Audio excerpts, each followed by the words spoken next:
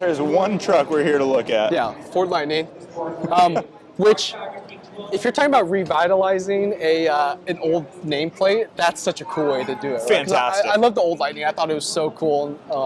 But to do that when they brought EV to the F-150, I thought that was such a great opportunity to reuse that nameplate. I really love what they've done with the grille here. It doesn't look too futuristic. It doesn't. It doesn't scream "I am an EV" at you. Right. But still has a lot of that Ford character, and you can still tell like that light bar is very much. So you know what's funny about the light bar though is that I personally don't like it, which is a personal opinion. But they actually make like a contractor model that's a little bit less expensive, and that one doesn't have it, which I really like. Really? Yeah. So it has like more basic seats. It has like the more entry level battery, and it doesn't have the light bar. And I actually really like that contract model. I think it's like 45,000 for the contractor model, something like that.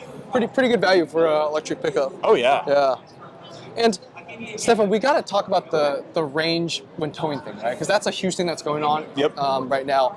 And I get the argument about it, but at the same time, I think it's such a small percentage of people that actually care about towing when they're driving a truck. Yeah.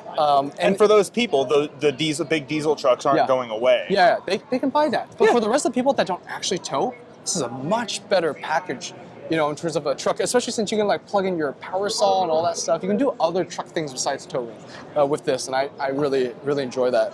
I don't think this is going to be an inaccurate claim. Yeah. We'll make it. Yeah. I think that most of the people who would be upset about long-distance towing or who it would affect them probably aren't buying F-150s anyway. Yeah, they would buy F-250s or 350s. Yep. Yeah. Like the dually too and all that stuff. Right, yeah. They need to tow a gooseneck. Yeah. But for folks who are rolling in town, anything you can would do with an F-150. Yeah. Yeah. It's cool. And the front is absolutely massive on this, which is neat.